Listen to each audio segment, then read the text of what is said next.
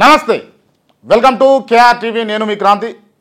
ఇవాళ మనతో ఉన్నటువంటి special guest Patola Karthik Reddy, son of Sabitha Indra Reddy.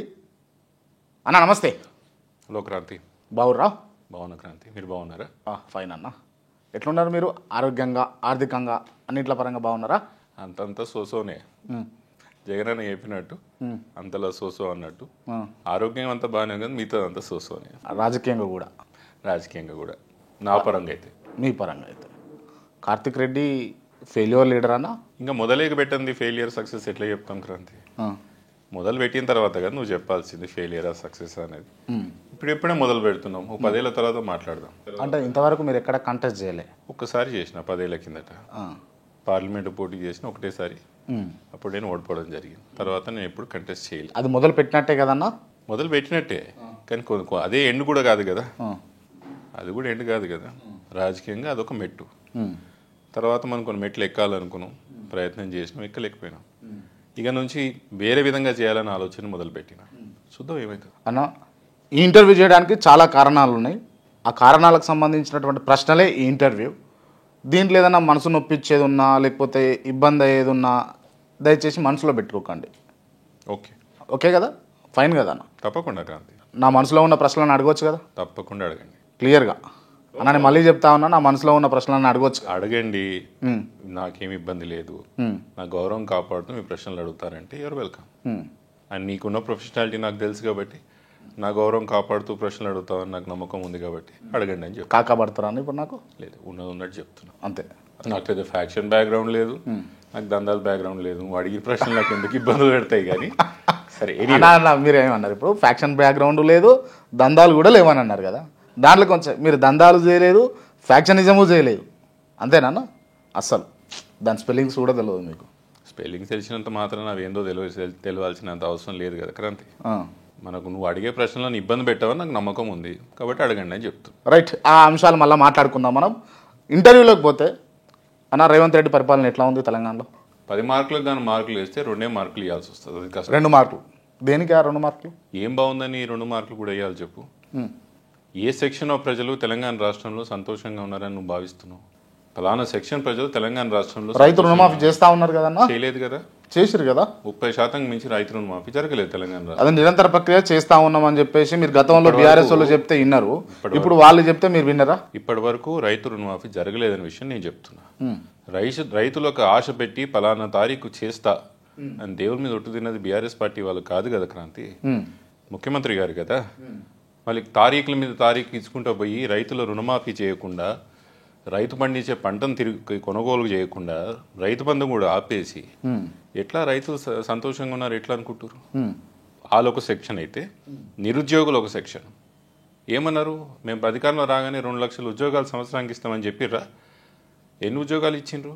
పాత నోటిఫికేషన్లు, పాత ప్రభుత్వం ఇచ్చిన ఎగ్జామినేషన్సే ఇప్పుడు మళ్ళీ మీరు గవిట్ని సర్టిఫికేట్స్ ఇచ్చి దాని నియామక పత్రాలు ఇచ్చి అదే మేము ఇచ్చినట్టు మీరు మాట్లాడితే ఎట్లా క్రాంతి? మహిళలు గ్రామాల్లో మన కరెంటు పరిస్థితి ఎట్లున్నది, మంచినీటి పరిస్థితి ఎట్లున్నది? మీరు ఇస్తాన్న 2,500 ఏమైంది? పెన్షన్లు టైంకి వస్తున్నాయా లేదా? ఎవరు సంతోషంగా ఉన్నారు క్రాంతి? వీళ్ళున్నారు వాళ్ళు ఉన్నారు అని చెప్పు. నీకేమన్నా 2 మార్కులు కూడా అతి కష్టంగా ఇవ్వాల్సి వస్తుంది. రేవంత్ రెడ్డి గారి ప్రభుత్వం కంప్లీట్ ఫెయిలియర్ ప్రభుత్వం.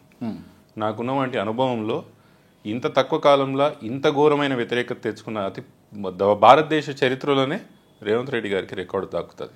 రైట్.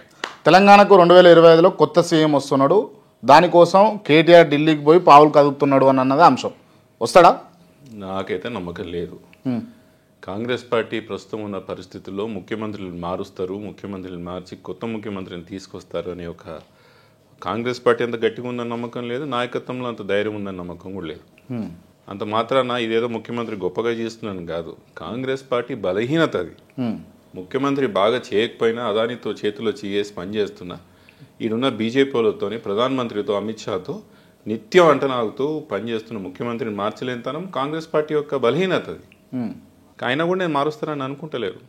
కాంగ్రెస్ పార్టీకి శక్తి. కేంద్రంలో అధికారంలో ఉన్న పార్టీతోటి రాష్ట్ర ముఖ్యమంత్రి చనువుగా ఉంటే తప్ప? చనువుగా ఉండడం వేరే, రాజకీయాలు చేయడం వేరే. రాజకీయాలు చేస్తున్నాడా?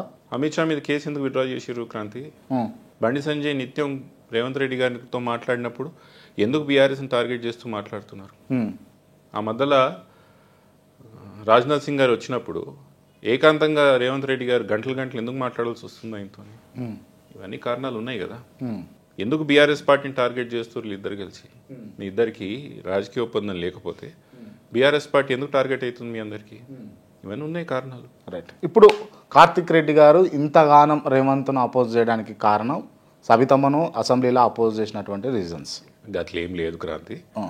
అసెంబ్లీలో అమ్మని ఇబ్బంది పెట్టడం రేవంత్ రెడ్డి గారి వ్యక్తిగతంగా ఆయన ఏ స్థాయికి దిగజారిన మనిషి అనేది నాకు అర్థమవుతుంది. మనిషి ఏ స్థాయికి దిగజారినాడు అనేది నాకు అసెంబ్లీలో అమ్మని పెట్టిన ఇబ్బంది, రేవంత్ రెడ్డి గారి మానసిక స్థితి ఏ విధంగా ఉన్నదని నాకు అర్థమవుతున్నది. అంటే మానసిక స్థితి అంటే ఒక విధంగా ఉన్న రేవంత్ రెడ్డి, ఒకప్పుడు ఉన్న రేవంత్ రెడ్డి ఈయన కాదనేది నాకు గట్టిగా నమ్మకం. అది నేను చెప్పగలిసింది ఏంటంటే అప్పుడున్న మనిషి వేరే, ఇప్పుడున్న మనిషి వేరే. నిజంగా టీపీసీసీ కోసం మీ ఇంటికి వచ్చిండా అన్న? నేను రాలేదు టీపీసీ కోసం. మా ఇంటికి వచ్చి నేను ఎప్పుడు చెప్పినా? నేను ఎప్పుడు చెప్పలేదు. సబితమ్మను కలిసిండా? సబితమ్మతో ఫైర్ అయిన బ్రదర్, ఆయన టీపీసీసీ ప్రెసిడెంట్, మేము పార్టీ మారినాక అయినాడు. మాతో ఏం సంబంధం ఉంటుంది ఆయనకి? టీపీసీసీ ప్రెసిడెంట్, పార్టీ మేము మారి అప్పటికి 2 సంవత్సరాలు మేము బీఆర్ఎస్ పార్టీలో ఉన్నాక ప్రెసిడెంట్, టీపీసీ ప్రెసిడెంట్ అయ్యిండు. ఓకే. ఈ అంశాన్ని పక్కన పెడితే ఎంపీ టికెట్ కోసం అమ్మాయి మన హెల్ప్ చేసిందా? లేదు, అది కూడా ఏం చేయలేదు. ఎంపీ టికెట్ ఆయన అప్పటికి వర్కింగ్ ప్రెసిడెంట్గా ఉన్నాడు. మల్కాజ్గిరి పోటీ చేయాలని నిర్ణయం చేసుకున్నాడు, అధిష్టానం ఒప్పుకున్నది, ఆయన చేసుకున్నాడు. దాంట్లో మన ప్రమేయం ఏముంటుంది క్రాంతి? రేవంత్ రెడ్డి గారి యొక్క కాంగ్రెస్ పార్టీలోకి వచ్చిన తర్వాత ఆయనకు వచ్చినటువంటి పదవులే కానీ అవకాశాలు కానీ ఏవి కూడా మనకు సంబంధం లేదు. ఆయన సొంతంగా ఆయన చేసుకున్నదే ఆయనకు వచ్చింది. దాంట్లో మనం ప్రమేయం లేదు, అమ్మగారితో నా పాత్ర కూడా లేదు. ఇప్పుడు జీవో 29 ఇష్యూ కావచ్చు, లేకపోతే విద్యార్థులు బయటికి రావడం కావచ్చు, లేకపోతే నిన్న లగచల్ల జరిగినటువంటి అంశాలు కావచ్చు, ఇది దీని అంతా వెనుక బీఆర్ఎస్ ఉండి నడిపిస్తుంది అని అంటే? తెలంగాణ రాష్ట్రంలో ఎక్కడ ఉద్యమం జరిగినా కూడా ఉద్యమకారులకే కానీ ఆ పలానా ఇబ్బంది పడ్డే ఒక సెక్షన్స్కే కానీ బీఆర్ఎస్ పార్టీ నాయకత్వం కనిపించడం అనడం నిజంగా వాస్తవం. అంత మేరకు దాని వెనకాల బీఆర్ఎస్ పార్టీ ఉంది, ఆ నాయకత్వం ఉంది అనుకోవడం కూడా ప్రభుత్వం నడుపుతున్న పెద్దలకు అవివేకం అంట. ఈరోజు జియో నంబర్ 29 తీసుకొచ్చింది ఎవరు క్రాంతి? కాంగ్రెస్ పార్టీయా, బీఆర్ఎస్ పార్టీయా? లగచర్లో పంచాయతీ కావడానికి కారణం ఎవరు?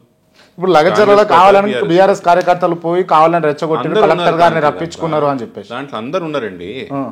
బీఆర్ఎస్ పార్టీ కార్యకర్తలు ఒకరే కాదు, దాంట్లో బీఆర్ఎస్ వాళ్ళు ఉన్నారు, కాంగ్రెస్ వాళ్ళు ఉన్నారు, మిగతా పార్టీ వాళ్ళు. అన్న మీరు నిన్న పోయారు కదా లగచర్లో పోలేదు, వికారాబాద్ పోయే ప్రయత్నం చేసి కానీ పోలీసు మధ్యలో అరెస్ట్ చేసి తిరిగి పంపించారు. ఓకే, పోయారు. పోతే రియాలిటీ అర్థమైతా ఉండే ఆడ మీ బీఆర్ఎస్ వాళ్ళు కావాలని చేసిరా చేయలేదా అని చెప్పేసి మీకు అర్థమైంది. గ్రామంలో అందరు ఉన్నారని చెప్తున్నా క్రాంతి. బీఆర్ఎస్ పార్టీ వాళ్ళు ఒక్కరు లేరు, అన్ని పార్టీకి సంబంధించిన వాళ్ళు ఉన్నారు. మనం ఒక్కరం కూడా ఏం లేము దాంట్లో. బీఆర్ఎస్ వాళ్ళు ఉన్నారు, కాంగ్రెస్ వాళ్ళు ఉన్నారు, బీజేపీ ఉన్నారు, గ్రామం అన్ని పార్టీలు ఉంటారు, అన్ని రకాల మనుషులు ఉంటారు, అందరు ఉన్నారు, అందరు వ్యతిరేకిస్తున్నారు. వ్యతిరేకిస్తున్న దాంట్లో మా వాళ్ళు కూడా ఉండింటారు. అంత మేరకు దాని వెనకాల నరేందర్ రెడ్డి ఉన్నాడు, నరేందర్ వెనకాల కేటీఆర్ ఉన్నాడు, వీళ్ళ వెనకాల ఉండి నడుపుతున్నారు. ఇదంతా అనుకోవడం ఏంది బాస్? ప్రభుత్వం నడిపే ఒక అనుభవం ఉండాలి కదా మీకు. ల్యాండ్ అక్విజిషన్ పద్ధతి ఇట్లనే చేస్తారా క్రాంతి? ఫార్మాసిటీ కోసం కందుకూరు కాడ, ముచ్చర్ల కాడ 14,000 ఎకరాలు ల్యాండ్ అక్విజిషన్ చేసారు. పంచాయతీ అయిందా క్రాంతి? అక్కడ 8 సంవత్సరాలు ల్యాండ్ అక్విజిషన్ చేశారు. అవసరం ఉన్న దగ్గర కాలు పట్టుకున్నారు, గదవ పట్టుకున్నారు, ఎట్లో అట్లా రైతులను ఒప్పించుకుని ల్యాండ్ అక్విజిషన్ చేశారు కదా పంచాయతీ కాకుండా. మీరెందుకు చేయలేకపోతారు? ఎందుకంత అహంకారం? ఎందుకు బెదిరించి ల్యాండ్ లాక్కోవాలని చూస్తారు? ఆ ఉద్యమానికి నాయకత్వం వహించింది బీఆర్ఎస్ పార్టీయే, కానీ దాడులకు మాత్రం బీఆర్ఎస్ పార్టీకి సంబంధం లేదు. లగచర్ల పంచాయతీ చెప్తున్నా. మీరు జియో నంబర్ 29 జియో తీసుకొచ్చింది ఎవరు క్రాంతి? కాంగ్రెస్ పార్టీకి సంబంధించిన వాళ్ళు. కాంగ్రెస్ పార్టీయే కదా, టీఎస్పీఎస్ కదా, మళ్ళీ వాళ్ళు తీసుకొచ్చిన జియోకి వాళ్ళే బాధ్యులు ఉంటారు కదా. ఒకవేళ మీరు ఆ జియో పెయిడ్ ఆర్టిస్టులను పెట్టించి బీఆర్ఎస్ కావాలని చెప్పేసి ముందుండి నడిపిస్తున్నది, విద్యార్థులను రెచ్చగొట్టింది, కాంగ్రెస్ పార్టీ నాయకులు చెప్పారు. ఒకవేళ మీరు ఆ నిర్ణయాలు తీసుకోకపోయి ఉంటే ప్రజలు బయటికి వచ్చేవారా? మీరు ఇప్పుడు పెయిడ్ ఆర్టిస్టులు అనే ఒక అవకాశం కూడా వస్తుండేనా? ఎందుకు మీరు తలకు తోకకు సంబంధం లేని నిర్ణయాలు తీసుకుంటున్నారు? అనుభవం లేకనా, అహంకారం ఎక్కువయ్యా, లేకపోతే ఎవరేం చేస్తారో మనకెందుకనే ఒక ఆలోచనతోనా? ఎందుకు మీకు మీరు తీసుకున్న తప్పు నిర్ణయాల వల్ల ప్రజలు బయటకు వస్తే అవందరు పెయిడ్ ఆర్టిస్టులు, వాళ్ళందరూ బీఆర్ఎస్ పార్టీకి సంబంధించిన వాళ్ళు అనుకోవడం ఏంటంటే నాకు అర్థం కాదు. మూసీ మీద ఉన్న ఇల్లులన్నీ కూలగొడతా అని చెప్పింది ఎవరు? హైడ్రాతో మేము ఇల్లులన్నీ కూలగొడతా అని చెప్పింది ఎవరు? మేమా? ముఖ్యమంత్రి గారు. మీరు తీసుకున్న నిర్ణయాలతో ప్రజలు బయటకు వస్తుంటే అందరినీ కూడా పెయిడ్ ఆర్టిస్టులు బీఆర్ఎస్ పార్టీకి సంబంధించిన ఉన్నాడు. తొందరలో ప్రజలు కూడా గుర్తిస్తారు బాస్. ఇదంతా కూడా మీరు మాట్లాడే విధానం, మీరు నడుపుతున్న ప్రభుత్వ విధానం కూడా ప్రజలు ఎప్పుడు ఎన్నికలు వస్తాయి అప్పుడు బుద్ధి చెప్తారు కాంగ్రెస్ పార్టీకి. మనం ఇప్పుడు చెప్పేది ఏమి ఉండదు. రేపు అవకాశం వచ్చినప్పుడు ఏం జరుగుతుందన్న ఏమనుకుంటారు మీరు? ఏమన్నా పావులు కదుపుతుర్రా మీరు? పావులు ఏం లేదు, ప్రజల మధ్యలో ఉండాలా, ప్రజల నమ్మకం. ప్రజల మధ్యలోనే ఉన్నాడు. మూసి నిర్వాసితులు అని చెప్పేసి నల్లగొండ అటు సంఘం అదంతా తిరిగిండు రేవంత్ రెడ్డి. పుట్టినరోజును ఇచ్చిపెట్టి దావత్ చేసుకోకుండా మరి పోయిండు ప్రజలకు. సంతోషం, ముఖ్యమంత్రి గారు పుట్టినరోజు మర్చి ప్రజల కోసం కష్టపడడం చాలా సంతోషకరమైన విషయం. కానీ మూసి మొదలయ్యేది వికారాబాద్. దాని ప్రజలు ఎక్కువ ఉండే ప్రాంతం అంతా కూడా ఉండేది హైదరాబాద్ మరియు ఆ గండిపేట ప్రాంతం నుంచి అటు ఇటు కాలనీలు వెలిచినాయి. మీరు పాదయాత్ర చేయాల్సిందేడా ప్రజలు నొప్పియాలనుకున్నప్పుడు? ప్రజలు నివసిస్తున్న ప్రాంతంలో ఉంటారా, అడవులపై పాదయాత్ర చేస్తారా? అంటే అడవుల అవన్నీ భువనగిరి ఒలిగొండ సంగం అంతా అడవులే. అవన్నీ అడవులు, చుట్టుపక్కల బాగులు, కుంటలు, గుట్టలు. మనుషులు ఎవరు లేరు కదా అక్కడ, గ్రామస్తులు కూడా లేరు కదా. మీరు మూసీ ప్రాజెక్టు మీరేదైతే చేయాలని ప్లాన్ చేస్తారో దానికి ఎవరు కూడా వ్యతిరేకం కాదు క్రాంతి. మీరేదైతే మూసీ పేరు మీద దందా చేస్తా అంటారో దానికి వ్యతిరేకం. దందా ఏమున్నదన్న? మూసీ పేరు మీద దందా ఏమున్నది? 16,000 కోట్లలో అయిపోయే ఒక ప్రాజెక్ట్ని, 16-20,000 కోట్లు అయిపోయే ప్రాజెక్ట్ని 1,50,000 కోట్లకు తీసుకుపోవడం అంటే దాని వెనకాల కుట్ర ఏంది క్రాంతి? మీరు కాళేశ్వరాన్ని 1,00,000 కోట్లకు తీసుకొని పోలేదా? దానికి ఒక ఎస్టిమేటెడ్ కాస్ట్ 80,000 నుంచి 90,000. ఎస్కలేషన్ కాస్ట్ అయ్యి ఇంకొక 10,000 కోట్లు పెరిగింది. దాని ఎస్టిమేటెడ్ కాస్ట్ 80,000 కోట్లు క్రాంతి. దానికి దాదాపు పైన ఉత్తర తెలంగాణలో ఉన్న 4 పాత జిల్లాలకు కూడా ఇరిగేషన్ స్టెబిలైజ్ అయింది, అగ్రికల్చర్ ప్రొడ్యూస్ పెరిగింది, వాల్యూ అడిషన్ జరిగింది తెలంగాణకి. ఈ రోజు కూడా నువ్వు నీళ్ళు ఏదైతే లిఫ్ట్ చేస్తా అంటున్నావో, ఏది గండిపేట హిమాయత్సార్లకి మూసీలకు పోస్తా అంటున్నావో అది కాళేశ్వరంకి సంబంధించిన ప్రాజెక్ట్ కాదా? మల్లన్న సాగర్కేలో రంగనాయక సాగర్కేలో లిఫ్ట్ చేస్తా అంటున్నావు, అది మల్లన్న సాగర్లో ప్రాజెక్ట్ పార్ట్ కాదా? వాల్యూ అడిషన్ జరిగింది తెలంగాణకి. దీనివల్ల ఏం జరుగుతుంది మూసీ వల్ల అంట? నేను 10 లాభాలు చెప్తా కాళేశ్వరంతో జరిగిన లాభాలు, మూసీతో 10 లాభాలు చెప్పండి, ఒక్క లాభం చెప్పండి. మూసీ ప్రక్షాళన వల్ల ప్రజలకు, ఎవరైతే మూసీ పరివాహక ప్రాంతాలు ఉన్న వాళ్ళకు మేలు జరుగుతుంది. అక్కడ వచ్చినటువంటి ఏవైతే ఈ వ్యర్థ పదార్థాల నుంచి వాళ్ళ ఆరోగ్యాలు ఖరాబ్ అవుతున్నాయో వాళ్ళ ఆరోగ్యాలు బాగా అవుతాయి. వీళ్ళు మూసీలు ఇళ్ళలు ఉండదు, డబుల్ బెడ్రూమ్ ఇళ్ళలు ఉండాలని చెప్పేసి వాళ్ళు చెప్తున్నారు. దాంట్లో తప్పేమన్నా, దాంట్లో నష్టం ఏమన్నా? డబుల్ బెడ్రూమ్ ఇళ్ళకి ఎవరైతే పోవాలనుకుంటున్నారో స్వచ్ఛందంగా వెళ్ళిపోవచ్చు. వాళ్ళు ఎవరు కూడా మేము ఆపే ఒక శక్తి ఎవరికి ఉండదు. ఫలానా వ్యక్తి ఈరోజు నేను డబుల్ బెడ్రూమ్లోకి పోతా, నాకు వద్దు ఇల్లు అంటే నువ్వు ఆపగలుగుతాను, నేను ఆపగలుగుతాను. కానీ ఎవరైతే మేము పోము, మా ఇంట్లోనే మేము ఉంటాము, దీన్ని మనం బలవంతంగా మీరైతే ఖాళీ చేసే ప్రయత్నం చేయొద్దని ఎవరైతే కొట్లాడతారో ప్రజలు, వాళ్ళ తరఫున ఉండే ఒక బాధ్యత ప్రతిపక్షాలకు ఉన్నది, మేము కొట్లాడతాం. రెండోది, ఎవరు చేయొద్దన్నారు క్రాంతి? ఎందుకు జనాలను కన్ఫ్యూజ్ చేస్తారు? బీఆర్ఎస్ పార్టీ, కేటీఆర్ కానీ, కేసీఆర్ గారి, హరీష్ కానీ, మేమే కానీ, మేము ఎవ్వరం కూడా ఈ ప్రక్షాళన అన్న దానికి వ్యతిరేకం కాదు. చెయ్యండి, మేము సహకరిస్తాం. పాత ఎస్టీపీలు కట్టింది ఆ రోజు బీఆర్ఎస్ పార్టీ. డిపిఆర్ ప్రయత్నం అంటే రీపేర్ అంటే దానికి తీసుకొచ్చి ఎంఎఫ్ఎల్ లెవెల్స్ ఫిక్స్ చేసి అటు ఇటు రిటైనర్ వాల్స్ కట్టి ముందు ఆ రివర్ బెడ్ని సురక్షితంగా చేయాలని ఒక ఆలోచన చేసింది కూడా బీఆర్ఎస్ పార్టీ. మేము చేసిన ఆలోచన ముందలు తీసుకుపోండి, ప్రజలకు మంచి చేసే ప్రయత్నం చేయండి, కానీ అటు ఇటు మేము బఫర్ను కొడతా, అక్కడ మేము దాన్ని కమర్షియలైజ్ చేస్తా, అటు ఇటు నేను మళ్ళీ బీఓటీ మోడల్లో పెద్ద పెద్ద కంపెనీలు తీసుకొచ్చి నేను బిజినెస్ చేస్తా అంటే మాత్రం దీన్ని ఒప్పుకునేది లేదు. అంటే బిజినెస్ జరిగితే హైదరాబాద్ డెవలప్ అయితే మీకు ఇబ్బందా? బిజినెస్ చేస్తే మనకు నీకు ఇబ్బంది కాదు, ప్రభుత్వానికి నష్టం జరుగుతుంది. బిజినెస్ ఒట్టినే వస్తాడు అక్రాంతి. నువ్వు దాన్ని బ్లాక్లుగా చేసి బీఓటీ అంటే ఏంది, బిల్డ్ ఆపరేట్ ట్రాన్స్ఫర్, ఎవరికి నష్టం? ప్రభుత్వానికి నష్టం కాదా? ఒట్టినే వస్తాడా? అలా రెడీగా ఉన్నారు, తయారుగా ఉన్నారు అని చెప్పేసి ఎవరు రారు బాస్. ఇదంతా గుర్తుపెట్టుకోని రికార్డ్ చెప్తున్నాను. ప్రభుత్వం ఏదో పిచ్చి ఆలోచనలు ఉన్నది, ముఖ్యమంత్రి గారిని ఎవరో మిస్గైడ్ చేస్తున్నారు. మీరు ఏదైతే రుణమాఫీతో మీరు బోల్తా పడ్డారో, మూసీ యొక్క ఫండింగ్తో కూడా గదే బోల్తా పడతారు. ఎవరు రారు. మళ్ళీ మీ ఈ ప్రాజెక్ట్ మీద మీరు అప్పులు చేయాల్సి వస్తుంది. ఆ అప్పులు మళ్ళీ రాష్ట్రం మీద నెట్టి, అటు మూసీ ప్రాజెక్ట్ కాదు, ఆ అప్పులు మాత్రం రాష్ట్రానికి మిగిలిపోతుంది. యాద పెట్టుకోండి. Right, okay. ఇప్పుడు మీరు మిస్గైడ్ చేస్తారు ముఖ్యమంత్రి గారిని అని చెప్పేసి చెప్తున్నారు కదా. ఆయనను మిస్గైడ్ చేస్తుండో, తెలిసి ముఖ్యమంత్రి గారు మన అందరిని మిస్గైడ్ చేస్తుండో, రెండు కూడా ఉంటాయి. రెండు ఉంటాయి అని అంటారు. మీరు ఏమన్నా లీడ్ చేసి మిస్గైడ్ కాకుండా గైడ్ చేసే ప్రయత్నాలు చేస్తారా? ఏమన్నా చెప్తూనే ఉన్నాం కదా, మీ ద్వారా చెప్తున్నాం, మీడియా ద్వారా చెప్తున్నాం. కేటీఆర్ గారు అయితే చాలాసార్లు చెప్పారు, అసెంబ్లీలో చర్చకు పిలవండి మాట్లాడతామన్నాడు. హరీష్ అన్న అయితే ఆల్ పార్టీ మీటింగ్ పిలవండి మాట్లాడతామంటున్నాడు. మీ ద్వారా చెప్పే ప్రయత్నం చేస్తున్నా కదా. మీరు రండి, మనము అంటే సమగ్రంగా కూర్చొని చర్చిద్దాం అని చెప్పేసి టెంట్ వేసి కూర్చున్నాం, రోజంతా కూర్చున్నాం, 7 రోజుల తరబడి కూర్చుందాం అని చెప్పేసి రేవంత్ రెడ్డి గారు పిలుస్తూ ఉంటే మరి మీ పార్టీ నాయకులు ఎవరు పోతలేరుగా? ఇదంతా కాని పని. టెంట్ రేవంత్ రెడ్డి గారు వేయరు, అది పోయి అందరూ కూర్చునేది లేదు. ఆల్రెడీ ఒక పెద్ద టెంట్ అని అసెంబ్లీ ఉంది, అసెంబ్లీలో స్పెషల్ డిబేట్ పెట్టమనండి, దీని మీద స్పెషల్ డిస్కషన్ పెట్టమనండి. ఏమేం చెప్పాలో అసెంబ్లీ వేదిక ద్వారా ముఖ్యమంత్రి గారు చెప్పే ప్రయత్నం చేద్దాం. ఏం చెప్తారు? ఏం చెప్తాను చెప్పినా కదా, మీరు 16,000 20,000 కోట్ల ప్రాజెక్ట్ని 1,50,000 కోట్ల ఎస్కలేషన్ చేయడం తప్పు. మీరేదైతే ఫండింగ్ వస్తుందని అనుకుంటున్నారో అది రాని, అది వచ్చే ఒక ఆస్కారం లేదు. దానికోసం కొత్తగా అప్పులు చేసి మళ్ళీ ప్రభుత్వం మీద రాష్ట్రం మీద ఒక నెట్టే ప్రయత్నం చేస్తారు. కాళేశ్వరానికి మూసికి పొంతన చేసి అదేమో లక్షలాది రైతులకు లాభం జరిగే ప్రాజెక్టు. ఇది ఎవరికి లాభం జరుగుతుంది? అది వాల్యూ ఎడిషన్ జరిగింది, వాల్యూ డిప్రిసియేషన్ జరుగుతుంది హైదరాబాద్కి తెలంగాణకి.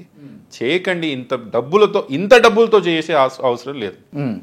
20,000 కోట్లతో చేసి ముందు ఎస్టీపీలు నిర్మించి పొల్యూటెడ్ వేస్ట్, బయోలాజికల్ వేస్ట్ రెండు మూసీలకు రాకుండా ఆపి ముందు చేయాల్సిన పని ముందు చేసి తర్వాత చేయాల్సిన పని తర్వాత చేయండి అని చెప్తాం. దాంట్లో ఇంకా సలహాలు ఎట్లా వీళ్ళని రీలోకేట్ చేయాలి, ప్రజల్ని ఎట్లా వాళ్ళని ఒప్పియాలి, నిజంగా కూడా వాళ్ళని కొంతమందిని జరపాలనుకుంటున్నారు, వాళ్ళని ఎట్లా ఒప్పించుకోవాలా, నిజంగా ఒప్పుకోకపోతే వాళ్ళతో ఏం చేయాలి, ఇవన్నీ కూడా సలహాలు ఇస్తాం ముఖ్యమంత్రి గారికి. అందరిని బుల్డోజర్ కింద పెట్టేసి తొక్కుతామంటే ఎట్లా?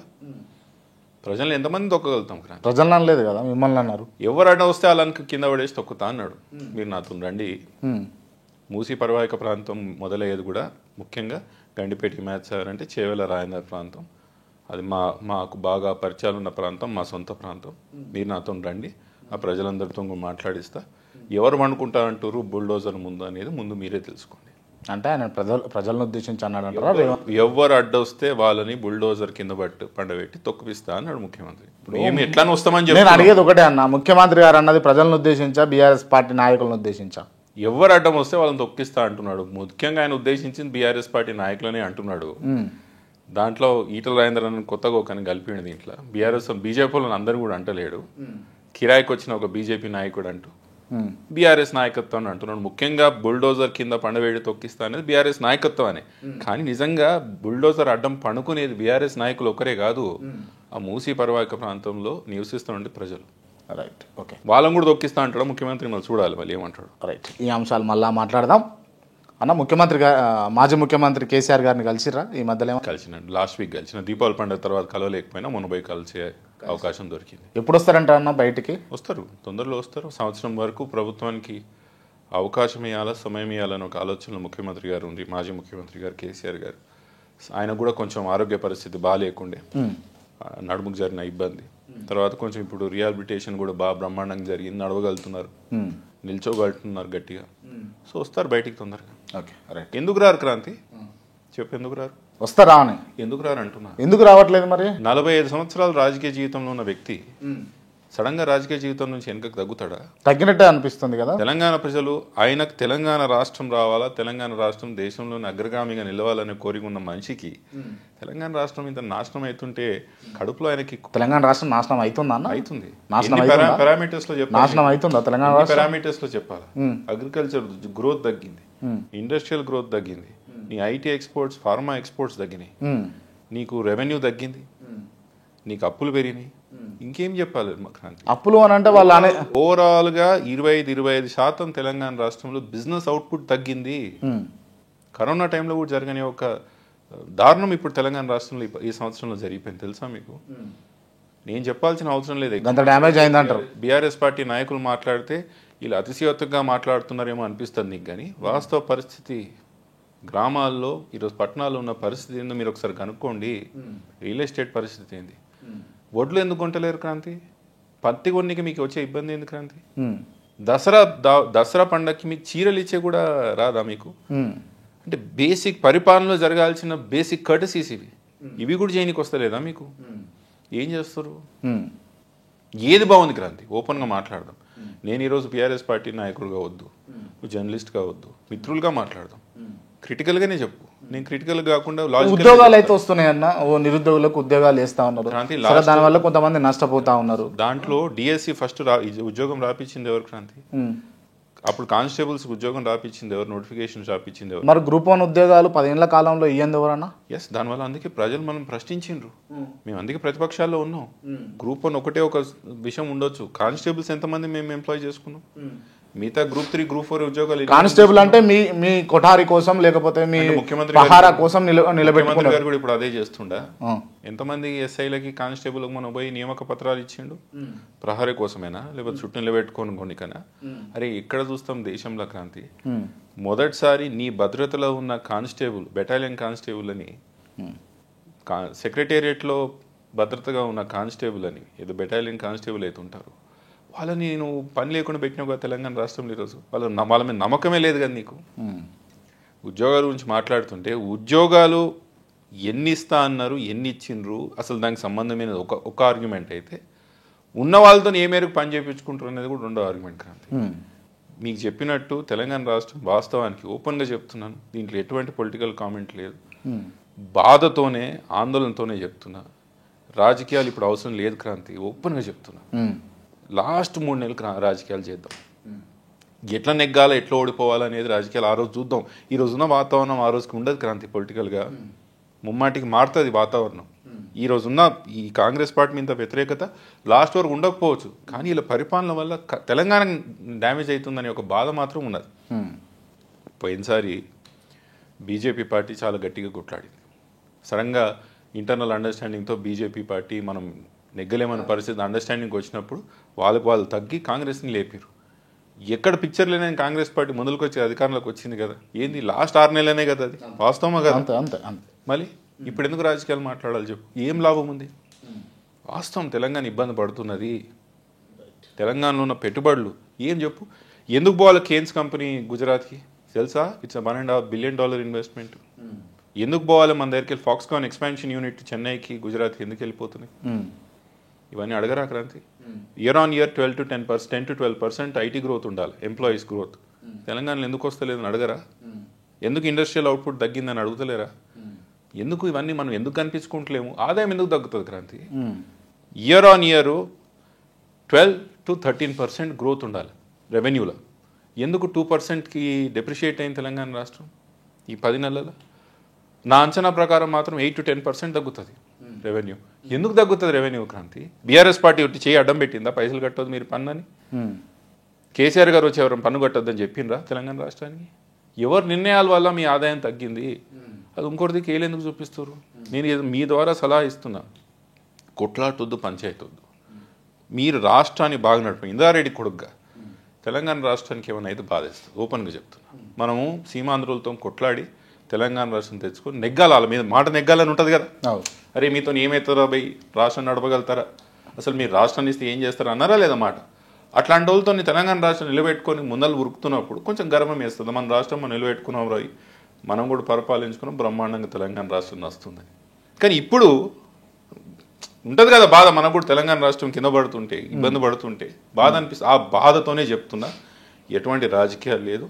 నిజానికి ఈ సంవత్సరం మాత్రం ఈ 1 year యొక్క కాంగ్రెస్ పార్టీ రేవంత్ రెడ్డి గారి పరిపాలనలో తెలంగాణ రాష్ట్రం చాలా ఇబ్బంది పడ్డది, నాశనం అయింది. కేటీఆర్ జైలుకు పోతాడన్న? కేటీఆర్ గారి అదృష్టం బాగుంటే జైలుకు పోతాడు. అర్థం కాలే. కేటీఆర్ గారి అదృష్టం బాగుంటే జైలుకు పోతాడు. అదృష్టం బాగుంటే జైలుకు పోతారు. అదృష్టం బాగుంటే, అదృష్టం బాగాలేక జైలుకు పోతారు కదన్న, తప్పులు చేసి జైలుకు పోతారు కదన్న. క్రాంతి గుర్తుపెట్టుకోండి, I'm sure your student of political science. అంటే మిగతా రాష్ట్రాల్లో చరిత్రలో జరిగిన కొన్ని రాజకీయ జీవితాలను అధ్యయనం చేసిన వ్యక్తిగా మీరు ఉంటారని నేను అనుకుంటున్నాను. అకారణంగా ఏ వ్యక్తిని జైలుకి వేసినా వాళ్ళు బయటకు వచ్చిన తర్వాత ఏమైనా క్రాంతి, అకారణంగా అన్యాయంగా ఎటువంటి రీజన్ లేకుండా జైలుకు పంపిన వ్యక్తి ఎవరైనా బయటకు వచ్చి ప్రజల దృష్టిలో సూపర్ హీరో అయ్యాడు. అందుకే చెప్తున్నా, కేటీఆర్ గారిని అరెస్ట్ చేస్తే ఆయన ముమ్మాటికి రేవంత్ రెడ్డి గారు ఒక సూపర్ హీరో చేసినట్టే. కేటీఆర్ గారు అదృష్టం బాగుంటే కేటీఆర్ గారు జైలుకు పోతారు. నేను చాలా కాన్ఫిడెంట్గా ఉన్నాను ఈ విషయంలో.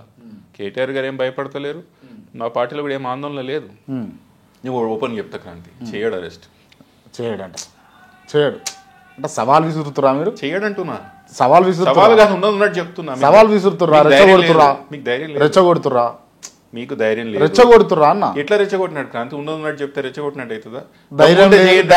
ధైర్యం లేదు, అరెస్ట్ చేయరు అని అంటే రెచ్చగొట్టినట్టే. చెయ్యండి అనడం రెచ్చగొట్టడం, మీరు అరెస్ట్ చేయరు అనడం ఉన్నది ఉన్నట్టు చెప్పడం. మీరు అరెస్ట్ చేయరు ఎందుకు క్రాంతి? నీ కొడుకు పెళ్లి చేయాలనేది బడిలో హెడ్ మాస్టర్కి అడుగుతావు క్రాంతి? నీ కొడుకు పెళ్లి చేయాలని లేదు, నీ నిర్ణయం. బడిలో హెడ్ మాస్టర్ పర్మిషన్ ఇస్తలేడు, ఎందుకు చెప్తున్నా? గవర్నర్కి పర్మిషన్కి ఏం సంబంధం? ఎమ్మెల్యేని అరెస్ట్ చేయడానికి చెప్పు. చంద్రబాబు నాయుడు గారిని మొన్న ఆంధ్రాలో అరెస్ట్ చేశారు, గవర్నర్ పర్మిషన్ అడిగారు. ఆయన మాజీ ముఖ్యమంత్రి 3 సార్లు. ఆయన అడిగినరా? రేవంత్ రెడ్డి గారిని లాస్ట్ టైం 2 సార్లు అరెస్ట్ చేశారు, ఆయన అడిగిర్రా? రాజాసింగ్ గారిని అరెస్ట్ చేశారు కదా మన గవర్నమెంట్లో, ఆయన ఎమ్మెల్యేనే కదా, ఆయన అడిగిర్రా? గవర్నర్కి ఏం సంబంధం? మరి కేటీఆర్ గారు కావాలని అంటే భయపడి అరెస్ట్ ఏమంటున్నా? చేస్తారని గవర్నర్ పోయి సెంట్రల్ లో లాబింగ్ చేస్తున్నారు అంటే బీజేపీ వాళ్ళు చెప్తే కాంగ్రెస్ వాళ్ళు వింటారా? ఇదేం విచిత్రం ఉన్నది నాకు ఇది. బీజేపీ వాళ్ళు నిజంగా కూడా మోకరిల్తే నిజంగా కూడా వాళ్ళు చెప్తే ఈయన వింటాడా మళ్ళీ ముఖ్యమంత్రి? ఇప్పుడు కాంగ్రెస్ పార్టీ బాంబులు బీఆర్ఎస్ లో వెళ్తాయి, ఆ బీఆర్ఎస్ పార్టీ బాంబులు కాంగ్రెస్ లో వెళ్తాయి. అప్పుడప్పుడు మనం దీపావళిలో చేతులు ఇట్లా బాంబులు పట్టుకొని పేలుస్తుంటాం, 2-3 బాగానే పోతాయి, 1-2 చేతిలో వెళ్తాయి. చూసినావు ఎప్పుడన్నా? పేలుతాయిలే. ఇది కూడా గంతే. అనుభవం లేనప్పుడు బాంబులు వేయొద్దు వాళ్ళ మీద వీళ్ళ మీద. ఇప్పుడు వాళ్ళ చేతులలో వెళ్ళినాయి అంటారు. పేలుతాయి. అనుభవం ఉంటే బాంబులు వేయాలి. అది వేయగలుగుతామా, ఎప్పుడు కాలుతుంది బత్తి, ఎప్పుడు వదలాలి గాలి అనేది. అంటే ఇప్పుడు పొంగులేటి శ్రీనివాస్ రెడ్డికి అనుభవం లేదంటారా? అనుభవం లేని బాంబులు వేసి ఆయనకు లేదు, ముఖ్యమంత్రి గారికి లేదు, ఇద్దరికి లేదు. లేదు. నీకు అనుభవం లేదు క్రాంతి. ఏ గట్స్ తోటి మాట్లాడుతున్నా మీరు? ఇట్లా ఉన్నట్టు చెప్తున్నా క్రాంతి. రేవంత్ రెడ్డి గారు రాష్ట్రం నడిపే అనుభవం లేదు, పరిపాలన చేసే అనుభవం లేదు, పొంగులేటి సీనన్నకు అనుభవం లేదు. నేను అంటే ఒక ముఖ్యమంత్రి స్థాయిలో ఉన్నటువంటి వ్యక్తులను, ఒక మంత్రి స్థాయిలో ఉన్నటువంటి వ్యక్తులను పటోల కార్తిక్ రెడ్డి ఏ గట్స్ తోటి అంటుండే ఇట్లా? ఇప్పుడు నువ్వు నా దగ్గరికి వచ్చి ఇంటర్వ్యూ ఎందుకు తీసుకుంటున్నావు? కొన్ని విషయాలు తెలుసనే కదా. నువ్వు నా దగ్గరికి వచ్చిన ఒక నమ్మకంతో నేనైతే వచ్చినావు. నాకు కొన్ని విషయాలు తెలుసు, నేను రాజకీయాలు నాకు ముందే కనిపిస్తే పొలిటికల్గా నేను ముందే అనలైజ్ చేయగలుగుతాను నమ్మకం నాలో ఉంది. ఆ నమ్మకంతోనే చెప్తున్నా, కేటీఆర్ మీరు అరెస్ట్ చేయలేరు, వీళ్ళు పెట్టిన బాంబులు వాళ్ళ మీదే పేలుతాయి, అరెస్ట్ చేసినా కూడా కేటీఆర్కి లాభం. సో ఎట్లా చూసినా కూడా మీకే లాభం అవుతుంది. మాకు అసలు స్ట్రెస్సే లేదు ఈ విషయంలో. ఫార్ములా అంటే మొన్నటిదాకా ఫార్ములా ఒకసారి ఇది ఒక 30 seconds మాట్లాడు. చెప్పండి. స్కామ్ అంటే ఏంది క్రాంతి? స్కామ్ అంటే ఏంది? స్కీమును స్కామ్ గా చేసి చూపియడే స్కామ్. స్కామ్ అంటే నేను నీకు డబ్బులు ఇస్తే నువ్వు నాకు తిరిగే విధంగా ఇవ్వడం అనేది స్కామ్. అంటే end of the day I'm the benefit. దాంట్లో నాకు ఎండ్ యూజర్ కి నాకు బెనిఫిట్ రావాలి, అంతే అంతే. నేను నీకు డబ్బులు ఒక ప్రాజెక్ట్ చేయమని లేకపోతే ఒక కార్యక్రమం చేయమని నీకు డబ్బులు ఇస్తా. నువ్వు ఒక అంతర్జాతీయ సంస్థవు. ఇప్పటికీ నువ్వు దాదాపు 50 దేశాలు రికగ్నైజ్డ్ ఒక ఆర్గనైజేషన్ ఫార్ములా అయ్యి. నేను నీకు డబ్బులు ఎందుకు ఇచ్చినా, నువ్వు వచ్చి ఇక్కడ రేస్ పెట్టాలని డబ్బులు ఇచ్చిన. ప్రభుత్వం మారినాక ఆ డబ్బులు మళ్ళీ ఎట్లా రికవర్ చేయాలో నేను ప్రైవేట్ ఇన్వెస్టర్ తీసుకొచ్చి మళ్ళీ తీసుకుంటా, కానీ మీరైతే అగ్రిమెంట్ క్యాన్సిల్ చేసుకోకండి అని డబ్బులు ఇచ్చిన. డబ్బులు తిరిగి వచ్చినాయి ఆ కేటీఆర్కి. ఎవరి కోసం పెట్టిండు డబ్బులు? హైదరాబాద్ బ్రాండ్ ఇమేజ్ పెరగాలని పెట్టలే. దానికోసం ఎందుకు అరెస్ట్ చేస్తారు క్రాంతి? అదొక కోణం. ఫార్ములా ఈకి ఏదో జరిగింది, దాని వెనకాల కుట్ర, దాని వెనకాల ఏదో అక్రమం జరిగిపోయిందని అరెస్ట్ చేయడం ఒక కోణం అయితే, అసలు అరెస్ట్ చేయరని నేను చెప్తున్నా. వాళ్ళకి అంత సీన్ లేదు, ధైర్యం లేదు వాళ్ళకి. ఇదంతా డ్రామా. బీజేపీ వాళ్ళు ఇప్పుడు ఏం చేసేది తెలుసా? గమ్మత్తు స్టోరీ. వీళ్ళు పోయి గవర్నర్కి ఎందుకు పర్మిషన్ అడిగారో నాకైతే అర్థమైతే లేదు. నీకు అర్థమైతే నాకు చెప్పు. ఒక ఎమ్మెల్యేని అరెస్ట్ చేయడానికి ఫస్ట్ నువ్వు ఏసీబీ కేసేం పెట్టినావు? ఆ కేసే పెట్టకుండా నువ్వు పోయి ముందు గవర్నర్ని అరెస్ట్ చేయాలా లేదని అడగడం ఏంది? అంటే బీజేపీ వాళ్ళు వీళ్ళు అనుకోని ఏమని చేస్తురా గేమ్? అసలు మీకు నిజంగా కూడా ఈరోజు ఎక్స్-ఎమ్మెల్యేని అరెస్ట్ చేసి నరేందర్ రెడ్డిని ఎవరు నన్ను అడిగిర్రా? అరెస్ట్ చేసిరు కదా, చేయండి. కేటీఆర్ తప్పు చేసిండు, అరెస్ట్ చేయండి. మళ్ళీ ఎట్లానే ఎఫ్ఐఆర్ చేయలేదు క్రాంతి ఇప్పటి వరకు. ఏసీపీ ఎఫ్ఐఆర్ చేయలేదు ఇప్పటి వరకు. కేటీఆర్ తహతహలు ఆడుతున్నా అంటే ఎఫ్ఐఆర్ కావాలి, జైలుకు పంపాలి అని చెప్పేసి. నువ్వు అట్లా కూడా అనుకోవచ్చు క్రాంతి. నేనేమంటున్నా, నువ్వు మా లీడర్ని ఎలివేట్ చేయాలనే ఒక ప్రయత్నం చేస్తున్నావు అని నేను చెప్తున్నా. నువ్వు మా లీడర్ని ఎలివేట్ చేయాలని ఒక నీలో తహతహల ఆ యొక్క భావం ఉన్నది నాలో లేదు. నిన్న కూడా రాత్రి ముఖ్యమంత్రి గారు మాట్లాడారు, గవర్నర్ గారు పర్మిషన్ ఇస్తే అరెస్ట్ చేస్తాం. ముఖ్యమంత్రి గారు మీ ఉన్న హోమ్ సెక్రటరీ గారికి అడగండి. మీ ఉన్న గవర్నమెంట్ లీడర్ ఉంటారు కదా హైకోర్టులో మీకు పనిచేసేవంటి, ఆయనకు అడగండి. ఎమ్మెల్యేని అరెస్ట్ చేయాలంటే గవర్నర్ పర్మిషన్ అవసరం లేదని చెప్తారు మీకు. దాని గవర్నర్ పర్మిషన్ అడిగి ముడిపెట్టి నేను కేటీఆర్ని అరెస్ట్ చేయాలా లేదా అంటే అక్కడే తెలుస్తుంది కదా. అంటే వీళ్ళు అందుకే బీజేపీకి పోయి ఈ ఆపనికే ప్రయత్నం చేసిరంటే ఏంది ఇది అంతా? నాకు అర్థమైతే లేదు. చిన్నపిల్లలమా? నీకు అర్థమైతే లేదా? నాకు అర్థం కాదా? ప్రజలకు అర్థం కాదు అనుకుంటురా? ఇది ఒక విషయం ఉంటుంది. రాజకీయ నాయకుడు ఎప్పుడైనా అతి తెలివిగా ప్రజలు నేను బోల్తా కొట్టించాలి నా తెలివితేటలు అనుకుంటాడో, ఆ లాస్ట్కి నాయకుడే బోల్తా పడతాడు. ఆ నాయకుడే రేవంత్ రెడ్డి అంటారు. జరుగుతుంది ఇది. నాకు తెలివి ఎక్కున్నది, నా తెలివితేటలతో నేనేదైనా కిందికి చేసి భూమి కిందికి చేసి మాట్లాడతా ప్రజలు నమ్ముతారు అనుకుంటే, తెలంగాణ వాళ్ళం చాలా తెలివి ఉంటుంది మన వాళ్ళకి. అమాయకంగా నమ్ముతాం కూడా. నమ్మకం పోయిన తర్వాత ఎంత చెప్పినా కూడా మనలో నమ్మకం స్థిరపడదు. ముఖ్యమంత్రి గారి మీద తెలంగాణలో కంప్లీట్ నమ్మకం పోయింది. ఆయన ఏం చెప్పినా కూడా నమ్మే పరిస్థితి లేదు. ఏం చెప్పినా కూడా ఎన్ని దేవుల మీద ఒట్టు తిన్నాడు క్రాంతి? క్రాంతి చెప్తే తిన్నాడా? కార్తీక్ చెప్తే తిన్నాడా? దేవుల మీద ఒట్టు తిని నువ్వు ఊరుకో, ఊరి మీద ఆంజనేయ స్వామి ఉంటాడు, ఊరు ఆంజనేయ స్వామి మీద ఒట్టేసి చెప్తున్నా రేపు తీసుకొచ్చి మీ అందరికి 1,00,000 రూపాయలు ఇచ్చేస్తా అని చెప్తావు. ఇవ్వలేదంటే నమ్ముతుంది ఆ ఊరు మళ్ళీ నేను? తెలంగాణలో ఎన్ని ధర్మస్థలాలు ఉన్నాయో, క్షేత్రాలు ఉన్నాయి, ధర్మక్షేత్రాలన్నీ, అన్నిటి మీద ఒట్లు తిన్నావా? ఇప్పుడు నాకు మా అనంతగిరి పద్మనాభస్వామి అంటే నాకు సెంటిమెంట్, ఎందుకంటే మా ఊరు పక్కల గుడి. నువ్వు ఆ గుడి మీద ఒట్టు తిన్నావు, నాకు గుర్తుంటుంది కదా. ఈ ఇట్లనే కాదు, ఇట్లాంటివి చాలా ఉన్నాయి. ఎన్ని మాటలు చెప్పి ఎన్ని చేయలేకపోయాడు ముఖ్యమంత్రి గారు. తెలంగాణ వ్యాప్తంగా ముఖ్యమంత్రి గారి మీద ఉన్న విశ్వసనీయత సంపూర్ణంగా నాశనం అయిపోయింది. ఇప్పుడు అప్పట్లో అది రికవర్ అయ్యేటట్టు కూడా కనిపిస్తలేదు. కార్తిక్ రెడ్డి బీఆర్ఎస్ పార్టీలా ఎవరి వర్గం అన్నా? నేను కేసీఆర్ గారు వర్గం బాస్. కేటీఆర్ గారి వర్గమా లేకపోతే హరీష్ రావు గారి వర్గం? వాళ్ళిద్దరు కూడా కేసీఆర్ గారి వర్గమే. ఇద్దరు కేసీఆర్ గారి వర్గమే. Okay, right.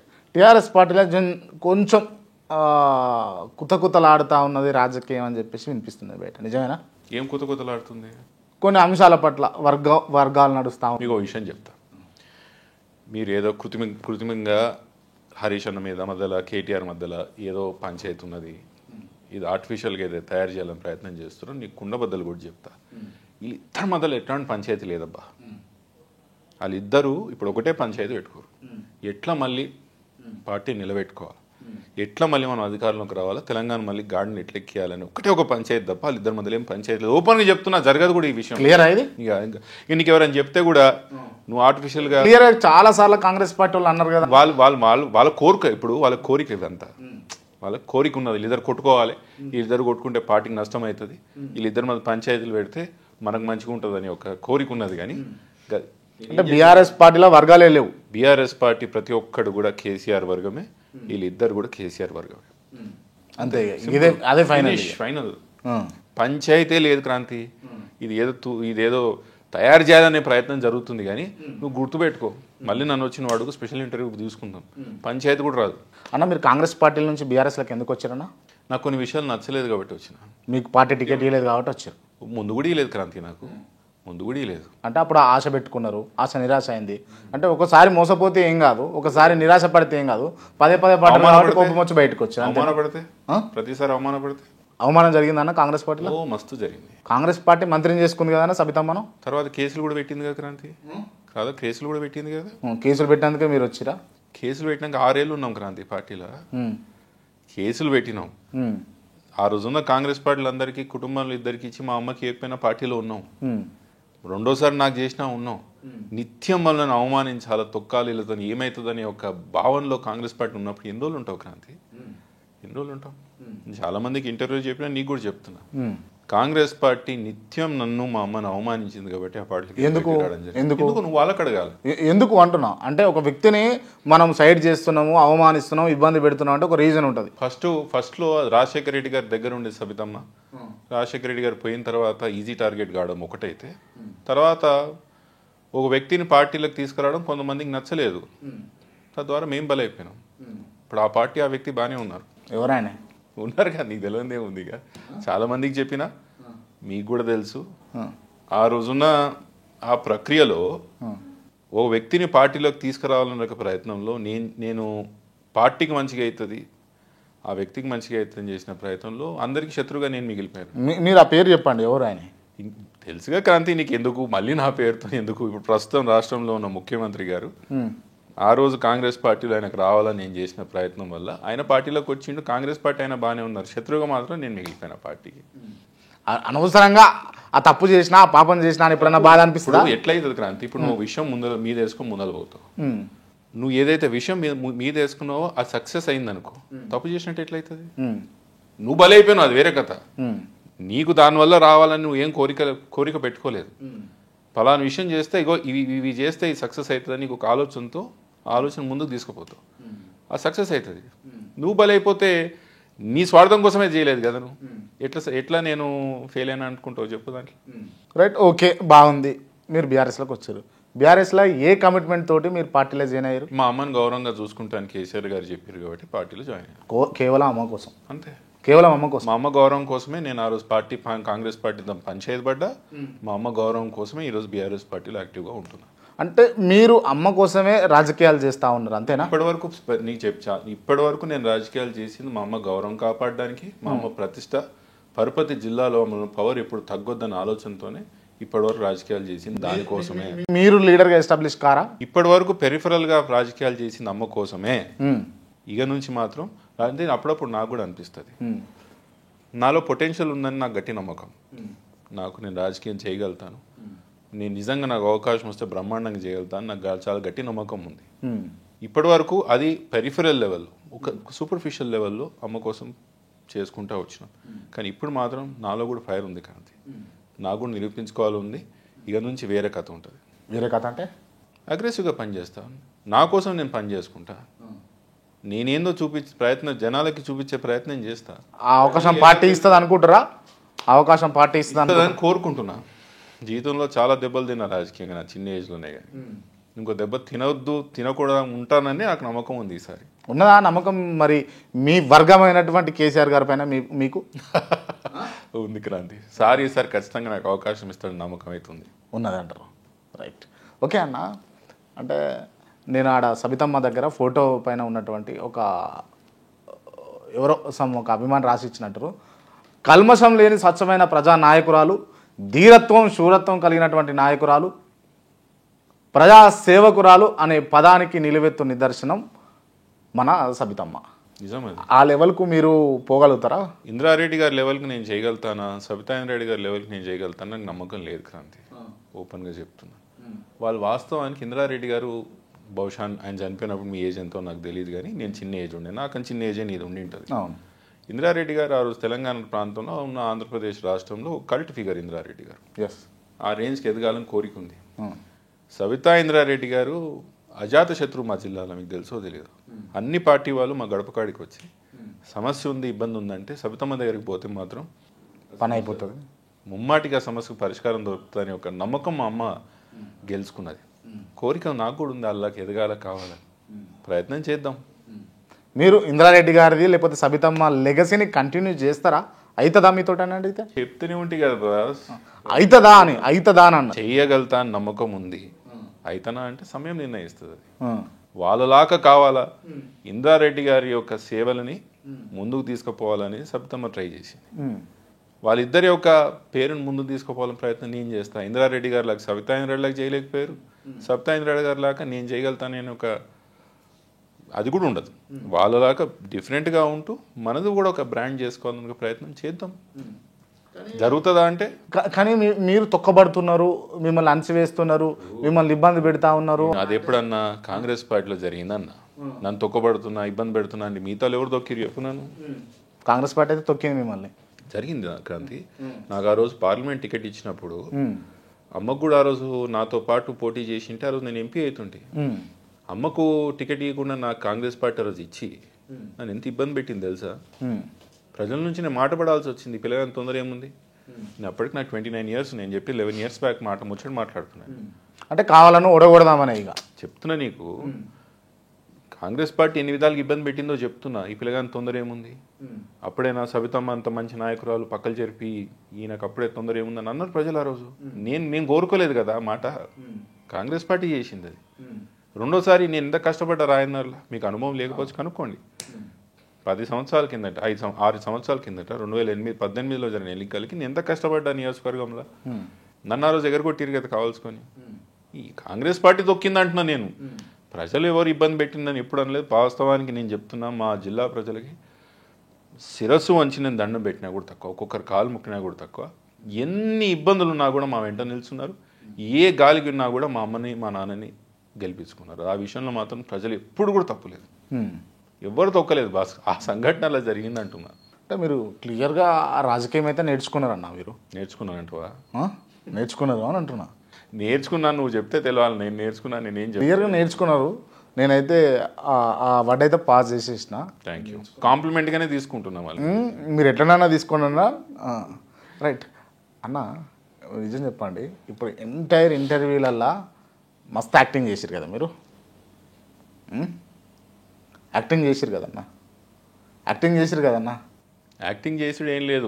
నీకు ముందు కెమెరా ముందు ఇదే చెప్తా, కెమెరా తర్వాత కూడా ఇదే చెప్తాను. యాక్టింగ్ అనుకుంటే నేనేం చేయాలి చెప్పు? అంటే ఇంత సాఫ్ట్గా, సున్నితంగా, కూల్గా ఎట్లా చెప్పమంటావు చెప్పు? ఎట్లా చెప్పుడు కాదన్న, ఇదంతా యాక్టింగ్ అని అంట నేను. అసలైన పటోల కార్తిక్ రెడ్డి వేరే ఉంటుంది, అది చూపించే కాడ చూపిస్తాడు, ఎడబడతాడు చూపించాడు అని అంట. చూపించిన కాడనే చూపించాలి. ఊకే పిచ్చోన్లాగా వదులుకుంటా పోయి పిచ్చోన్లాగా అందరి మీద దుమ్ముకుంటా పోతే ఏమంటారు మనం? రైట్, ఓకే, పాయింట్కి వచ్చినాను, ఏకీభవించారు. అసలైన పటోల కార్తిక్ రెడ్డి అంటే అవసరంలో వచ్చినప్పుడు బయటకు వస్తాడు క్రాంతి. ఏం చేస్తాడు? మొండి మనిషిని. ఏం చేస్తాడా? రౌడీజం చేస్తాడా? చీచి నువ్వు పలానా విషయంలో ఛాలెంజ్ చేసి చూడు, నాలో ఉన్న మొండితనం అంతా బయటకు వస్తుంది. క్లియర్ అన్న? ఈ విషయం నాకు ఎప్పుడు ఈ విషయంలో నన్ను కలిసిన వాళ్ళు ఎవరు కూడా ఈ విషయంలో డౌట్ పెట్టుకొని బయటికి పోరు.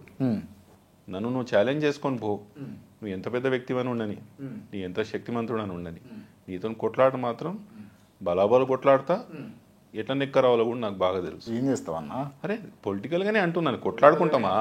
కొట్లాడతామా రాళ్ళేస్తామా లేకపోతే వేరే చిల్లర చేతులు చేస్తామా? పొలిటికల్గానే అంటున్నాను. నాకు తెలిసిన జీవితం అంతా పాలిటిక్సే క్రాంతి. నేను పుట్టకముందే మా నాన్న మంత్రి. నేను పుట్టినాక నేను కాలేజ్ పోతున్న రోజు, స్కూల్లో పోతున్న రోజు మా నాన్న చనిపోయాడు. అక్కడ నుంచి డైరెక్ట్గా మనం తీసుకొచ్చి దీంట్లోనే దిగాల్సి వచ్చింది. ఎవరు దింపలేదు, కానీ ఏదో అమ్మకు ఒక్కతే అయింది కదా అని మనం దిగినాం దీంట్లో. సో మనకు తెలిసిందే ఇది. దానికి తెలిసి మిగతాది ఏముంటుంది చెప్పు? నువ్వు తెలుసుకున్నది నిజమే, నాలో ఇంకో కోణం ఉంటుంది, కానీ అది పిచ్చిగా చేసి ఎవరినో బెదిరించుకోవాలనో భయపెట్టుకోవాలని మాత్రం ఎవరిని బెదిరియలే ఎప్పుడు అన్న. క్లియరా? 100%. నేను బెదిరించిన ఎవరు తీసుకొచ్చి చూపి వస్తాడా అన్న? పటోల కార్తిక్ రెడ్డి బెదిరిస్తే బయటకు వచ్చి చెప్పేంత దమ్ము ఉంటుందా? ఎందుకు క్రాంతి మనల్ని అంత పెద్ద సూపర్ హీరో చేస్తున్నావు? అంత ఏం లేదు. ఎవరికన్నా టైం బాగాలేనప్పుడు ఎవడో ఒకటి బయటకు వచ్చి చెప్తాడు. ఇప్పుడు ఎందుకు కాంగ్రెస్ వాళ్ళు ఎవరు నన్ను ఎగేసి చెప్పమని చెప్పోరా పోయి నేను బెదిరించిండని చెప్పొచ్చు కదా. ఇప్పుడైతే మన అధికారం లేము కదా. ప్రాణహాని ఉండదు అంటారా వాళ్ళకు? ఎందుకు? ఎంతమందిని మనం ఏం చేసినామని బాస్ ప్రాణహాని ఉండేది. ఎంతమందికి ఏం చేసినామని ప్రాణహాని ఉండి దెబ్బలు మనం తిన్నాం, మనం ఎవరిని కొట్టలేదు. ఇది చెప్పిన అది కూడా పొలిటికల్గా ఛాలెంజ్ చేసినప్పుడు మాత్రం నేను బరాబర్ కొట్లాడతాను. బరాబర్ దాంట్లో మాత్రం తగ్గేది లేదు. ఓకే. నాకు చాలా మొండితనం కూడా ఎక్కువ. ఏముంటుంది క్రాంతి మొండితనం అంటే 2 గంటలు ఎక్కువ కష్టపడతాం. ప్రజలు మన దూరం ఉండాలని మనం వాళ్ళ కాడికి పోయి వేడుకుంటాం, మా ఇంటి ఉండండి అని. ఇదే కదా. ఏముంటుంది ఇంకా పంచాయతీ పెద్ద కొట్లాట ఏముంటుంది? ఓకే అన్న, అంటే ఛాలెంజ్, పొలిటికల్ ఛాలెంజ్ అన్నారు కాబట్టి నేను మీకు ఒక టాస్క్ అనుకుంటారా, ఛాలెంజ్ అనుకుంటారా, ఏమనుకుంటారా, నేను అది ఇస్తున్నా. నాకు ఈ టర్మ్ బీఆర్ఎస్ హయాంలో ఎమ్మెల్యే అయి గెలిచి చూపిరన్న. Okay, challenge accepted. పక్కా ఛాలెంజ్ యాక్సెప్టెడ్ అన్నా కదా. రైట్, ఓకే అన్న. Thank you so much. Thank you Kranthi. Interview close చేసే ముందు నేను కొంతమంది పేర్లు చెప్తా, వాళ్ళకి సంబంధించి ఓన్లీ 1 వర్డ్ ఆన్సర్ ఇవ్వాలి. ఇది కూడా ఉందా మన దగ్గర? అన్న రైట్, స్టార్ట్ చేద్దామా? తెలంగాణ తొలి ముఖ్యమంత్రి కేసీఆర్. Visionary, icon. ప్రస్తుత ముఖ్యమంత్రి Revanth Reddy. Task getter KTR. New age politician Harish Rao. Perfect politician Kalvakuntla Kavitha. అక్క. ధర్మపురి అరవింద్. Aggressive politician Uttam Kumar Reddy. మాజీ పిసిసి అధ్యక్షులు కోమటిరెడ్డి వెంకటరెడ్డి. వెంకన్న మా చిచ్చ, మాకున్న ఆయనతో పాత సంబంధాలు. రాజగోపాల్ రెడ్డి. రాజగోపాల్ చిన్న చిచ్చ. వైఎస్ రాజశేఖర రెడ్డి. దేవుడు. వైఎస్ రాజశేఖర రెడ్డి. దేవుడు. వైఎస్ రాజశేఖర రెడ్డి. వైఎస్ జగన్మోహన్ రెడ్డి. రాజశేఖర రెడ్డి గారి అబ్బాయి. షర్మిల. రాజశేఖర రెడ్డి గారి బిడ్డ. నారా చంద్రబాబు నాయుడు. చరిత్రలో మిగిలిపోయే నాయకుడు. నారా లోకేష్. బాగా ఫ్యూచర్ ఉన్న నాయకుడు. Etela Rajender. Right man in the wrong party. Bandi Sanjay. Amazing journey. Seethakka.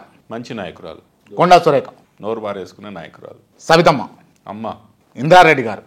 Leader. Patola Karthik Reddy. రాజకీయ ముఖ చిత్రంలో వెతుకుతలాడుతున్నా అంటే ఓ బాటసారి. క్రాంతి. చాలా అగ్రెషన్ ఉన్న జర్నలిస్ట్. థ్యాంక్ యూ అన్న, థ్యాంక్ యూ సో మచ్. నీ challenge accepted boss. Thank you అన్న. Thank you. Wish you all the best అన్న. నమస్కారం అండి, నేను మీ Karthik Reddy. Please subscribe to KR TV, మా బ్రదర్ క్రాంతి ఛానల్కి.